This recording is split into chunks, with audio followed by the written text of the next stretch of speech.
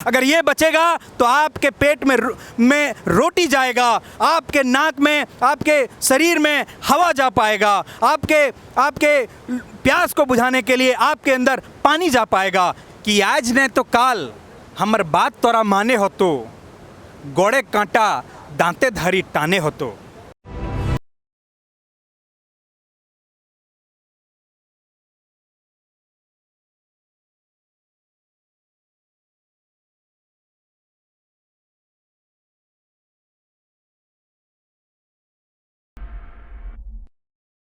नमस्कार, मैं अभयराज और आप देख रहे हैं आपकी सभा। जैसा कि आपको पता है, हमारी आधारभूत जो ज़रूरत है वो है रोटी, कपड़ा और मकान। लेकिन आज हम रोटी, कपड़ा और मकान की व्यवस्था करते करते जल, जंगल और ज़मीन को भूलते जा रहे हैं। इसकी व्यवस्था में, रोटी, कपड़ा और मकान की व्यवस्था करने में हमने जल, ज़मीन और जंगल को विनाश के कगार पर लाकर खड़ा कर दिया है। तो आज इसी मुद्दे पर बात करने के लिए हमारे साथ है एक युवा प्रखर प्रवक्ता श्री प्रकाश वर्मा जी। तो अब आगे की जो बातचीत होगी वो आप सुनेंगे प्रकाश वर्मा जी से, जो एक प्रखर युवा प्रवक्ता है, जो इस मुद्दे पर काफ़ी जानकारी रखते हैं। तो प्रकाश जी, स्वागत है आपका हमारे इस चैनल आपकी सभा में। बहुत बहुत धन्यवाद आपका। इस चैनल के माध्यम से देखने वाले तमाम साथियों को और दर्शकों को मेरी ओर से जोहार। जैसा कि आप जानते हैं कि रोटी, कपड़ा, मकान की जो बात इन्होंने की, वो बेसिक ज़रूरतें हमारे लिए धीरे धीरे पूरी होती जा रही है। और ये पूरी करने के चक्कर में हम इतने आगे निकल आए हैं कि अपने जल, जंगल, ज़मीन की जो बात है उसको हम खोते जा रहे हैं, उसे खोखला करते जा रहे हैं।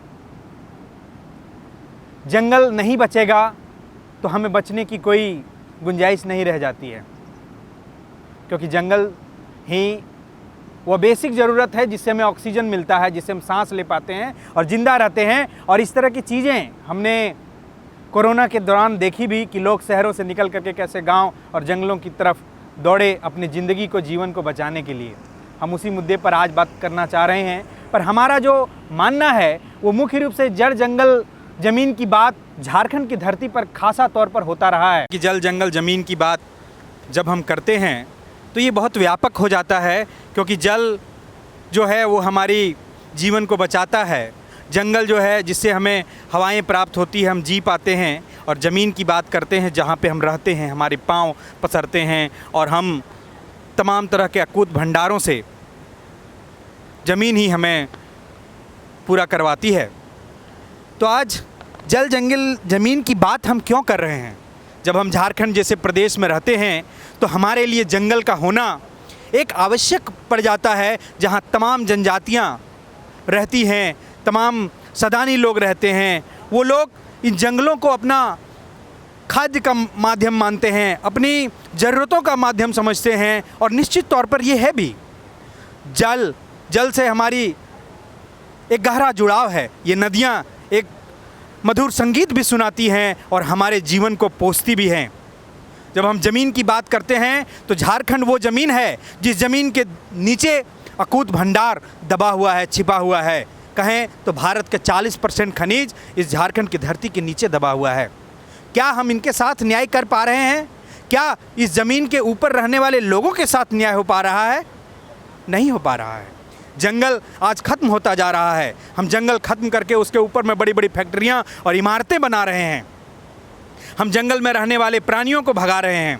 वो कहाँ जाएंगे? उनका घर क्या होगा? मैं समझता हूँ कि कोई अगर हमारे जो प्राणी हैं, जीव हैं, जंगली जीव हैं, अगर उनका घर हम तबाह करेंगे तो निश्चित तौर पर कल वो हमारा घर तबाह कर देंगे, हमारा घर तबाह हो जाएगा। जल को जब हम संरक्षित नहीं करते हैं तो आप देखे होंगे कि गर्मियों के दिनों में इस इलाके में लोग जो हैं वो जल के एक एक बूंद के लिए तरसते हैं। जल हमारे लिए कितना इम्पोर्टेंट है, कितना गहरा है। ज़मीन की बात हम करते हैं तो बार बार ये कहते हैं कि झारखंड के परिदृश्य में ज़मीन का बहुत ही गहरा लगाव है। ज़मीन के नीचे दबे हुए तमाम खजानों को तमाम लोग लूट करके ले जा रहे हैं और उस ज़मीन से हमें, हमारे झारखंडी लोगों को वहाँ से विस्थापित कर दिया जाता है। उन्हें लौट कर मुड़ करके नहीं देखते हैं लोग कि उसकी ज़िंदगी का क्या हुआ। ये झारखंड की धरती वही धरती है जहाँ से यूरेनियम निकालने की खदान जादूगोड़ा जैसे प्रदेश में है, पर जादूगोड़ा में रहने वाले उन आदिवासी लोगों को, वो विस्थापित लोगों को कभी कैमरे की नज़र में या सरकार की नज़र में आने नहीं दिया जाता है कि उसकी ज़िंदगी किस तरह से चल रही है। क्या हम उस ज़मीन के साथ इंसाफ कर रहे हैं? बिल्कुल नहीं कर रहे हैं। यहाँ पे इस ज़मीन के नीचे, धनबाद झरिया के ज़मीन के नीचे अकूत भंडार के रूप में कोयले की मात्रा है। लगातार कोयला जल रहा है, धरती नीचे धंस रही है और ऊपर के जीव और मनुष्य धीरे धीरे उसमें समा जा रहे हैं, काल की गाल में चले जा रहे हैं। उनके जीवन पर क्या हो रहा है इसको देखने वाला, सोचने वाला कोई नहीं है। चाहे वो सरकार हो, चाहे वो पूंजीपति लोग हो, ये तमाम लोग सिर्फ तमाशा देखते हैं। उनके बारे में कोई नहीं सोचता कि जिस ज़मीन को हजारों सालों से संजो कर रखा गया, जिस धरती पर हजारों साल से आदिवासी, जिसे जंगल झाड़ कह कर के लोग पुकारते थे, जो कहें कि एक एलीट क्लास यानी कि जो एक अपने आप को सक्षम वर्ग समझते थे, वो झारखंड को बेकार ज़मीन के रूप की संज्ञा देते थे। लोग यहाँ नहीं रहते थे। लेकिन जब जैसे इस धरती के नीचे अकूत भंडार का पता चला, लोग वहाँ पर दौड़े आए और इस भंडार को निकालना शुरू कर दिया। उन लोगों का क्या हुआ, उनका क्या हश्र है, उनके बाल बच्चों क्या हश्र है, ये नहीं देखा जा रहा है। मैं समझता हूँ कि उस ज़मीन के साथ नाइंसाफ़ी हो रही है। वो ज़मीन ने जिस बेटे को पोसा था, पाला था, उसके साथ नाइंसाफ़ी हो रही है। अगर वहाँ के लोगों के साथ नाइंसाफ़ी हो रही है, ज़मीन अगर बचानी है तो हमें उन लोगों को भी बचाना पड़ेगा। जंगल हमें बचानी है तो हमें वहाँ के लोगों के लिए भी सोचना पड़ेगा कि उस जंगल में रहने वाले प्राणियों का क्या हो रहा है, उस जंगल में रह रहे लोगों के साथ क्या हो रहा है। बिना इसकी चिंता किए हम जो नए नए विकास के आयाम गढ़ रहे हैं वो बिल्कुल नीचा दिखेगा, हम बौने पड़ेंगे। मैं यहाँ के तमाम लोगों को आह्वान करूँगा कि ये जंगल, धरती की जंगल, ज़मीन और जल जो है वो आपका पोषक है। आप इसे मत समझिए कि हमें रोटी कपड़ा मकान मिल जा रहा है किसी तरह से तो हमारी ज़रूरतें पूरा हो गई। ये ही आपकी बेसिक ज़रूरत है, जल, जंगल और ज़मीन। अगर ये बचेगा तो आपके पेट में रोटी जाएगा, आपके नाक में, आपके शरीर में हवा जा पाएगा, आपके प्यास को बुझाने के लिए आपके अंदर पानी जा पाएगा। ये तीनों चीज़ को बचाना होगा आपको, और बचाने के लिए ये तमाम लड़ाइयाँ लड़नी होगी, चाहे आपको जिस भी स्तर पर लड़ना पड़े। मैं अपनी बात को ख़त्म करने से पहले बस इतना कहूँगा, हमारे खोरठा में एक लेखक है, उन्होंने लिखा है, श्रीनिवास पानुरी जी, कि आज ने तो काल हमर बात तोरा माने हो तो, गोड़े कांटा दांते धारी टाने हो तो। जोहार।